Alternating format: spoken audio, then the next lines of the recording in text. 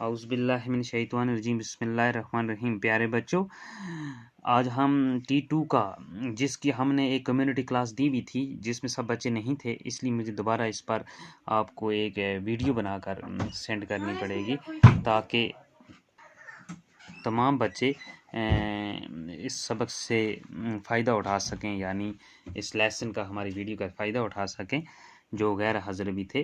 तो उस दिन हमने इसका टेम्पेस्ट फास्ट के बारे में मैंने आपको समझाया था। आज हम इसको पढ़कर भी देखेंगे। ये जो अपनी किताब का पेज नंबर 37 जो है वो निकाल के आगे रखें। इसमें ये देखो, इसमें है the tempest is the last play written by Shakespeare. ये लास्ट प्ले था शेक्सपियर का, है ना। प्ले के बारे में मैंने परसों आपको सब समझाया गया था। It is beautiful play containing beautiful verse. ये एक खूबसूरत प्ले है और इसमें बहुत ही खूबसूरत वर्स हैं, है ना। विजडम है ना, of thought and the theme of repentance and reconciliation है ना। आपने किए पर पछतावा है इस प्ले में, यानी कोई अगर कुछ कर रहा है तो उस पर उसको पछतावा हो रहा है, अपने गुनाहों की सज़ा, है ना, भुगतनी पड़ती है उसको। There is storm a ship hurricane in beautiful love story of Miranda and Ferdinand. इस प्ले में एक तूफान की बात होती है, फिर एक कहानी होती है, उसमें प्यार की कहानी, है ना। उसमें एक किश्ती होती है जो लीक हो जाती है ना, फिर एक कहानी जो प्यार की शुरू होती है मिरांडा और फेर्डिनेंड के दरमियान, जो मैंने परसों आपको जो कम्युनिटी क्लास थी उसमें थोड़ा इसके बारे में समझाया भी था। तो ये इसका फर्स्ट है, इसके दो हैं हमारे पास टेम्पेस्ट के लेसन। तो हम आज पहला पढ़ रहे हैं। On lonely island in the sea there once lived 3 people. कि एक सी में एक आइलैंड है ना, जजीरा है जिसके चारों तरफ पानी होता है, ऐसी ज़मीन का टुकड़ा, उसको आइलैंड कहते हैं, है ना। दे लिव 3 पीपल, वहाँ पर 3 लोग रहते हैं। ए वाइस ओल्ड मैन, एक दाना बूढ़ा आदमी रहता है, नेम प्रॉस्पिरो, जिसका नाम प्रॉस्पिरो है ना। हिज ब्यूटीफुल यंग डॉटर मैरेंडा, उसकी खूबसूरत बच्ची है जॉन, है ना, ये उसका नाम मैरेंडा है। एंड देयर सर्वेंट्स कैलिबान, और उनका एक नौकर है जिसका नाम क्या है, Caliban. Father and daughter had come to the island 12 years before. ये जो बेटी और बाप हैं, है ना, प्रॉस्पिरो और उसकी बेटी मरिंडा, ये 12 साल पहले आए हुए हैं। When Miranda was a mere baby, जब मरिंडा एक बेहद छोटी बच्ची थी। She could hardly remember having seen any human face except her father's. उसको मुश्किल से भी किसी इंसान का चेहरा याद नहीं है, क्योंकि जब वो आई थी, बच्ची थी, उसको अपने बाप के चेहरे के बगैर और किसी को वो देखा उसने आज तक नहीं है। किसी आदमी का उसको चेहरा याद ही नहीं है, क्योंकि वो जब आई थी तो बच्ची थी, आज वो 12 साल पहले की बात है। हैज़ फॉर कालिबान, लेकिन कालिबान के अगर देखा जाए तो ही हार्डली लुक्स ह्यूमन, वो बड़ी मुश्किल से इंसान दिखता है। He looked more like a fish than a man, वो एक मछली से जैसा दिखता है बनिस्बत एक आदमी के, है ना।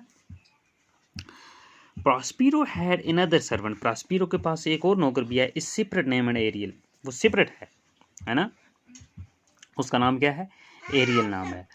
वोम he commanded by means of his magic, जिसको वो कंट्रोल करता है अपने जादू के जरिए, है ना।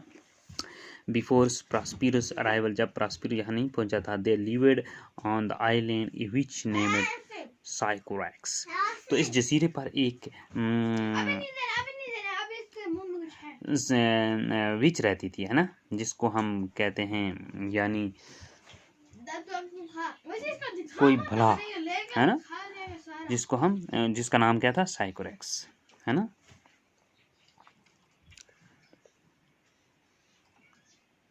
है ना, विच होगी डाइन, जैसे कोई भला होती है जैसे। द अगली कैलिबान, ये जो बदसूरत कैलिबान है, इसकी अच्छाई शक्ल नहीं है ना, मछली जैसा दिख रहा है, जो वास हरसन, ये उसी का बेटा है। She imprisoned Ariel in the heart of a pine tree, उसने इस एरियल को एक पाइन के दरख्त में क्या कर दिया था, कैद किया था, इम्प्रिजनेट, कैद कर दिया था। And she died without releasing him, वो मर गई थी, वो जो डाइन थी, है ना, विच जी थो साइकोरैक्स, इसको आज़ाद किए बिना पहले ही मर चुकी थी। प्रास्पीरो ऑन हिज अराइवल, जब प्रास्पीरो वहाँ पहुँचता है ऑन द आइलैंड, इस जजीरे पर, फाउंड हिम एंड रिलीजड हिम, इसको जब इसने देखा और इसको उसने वहाँ से क्या किया, रिलीज किया, आज़ाद किया।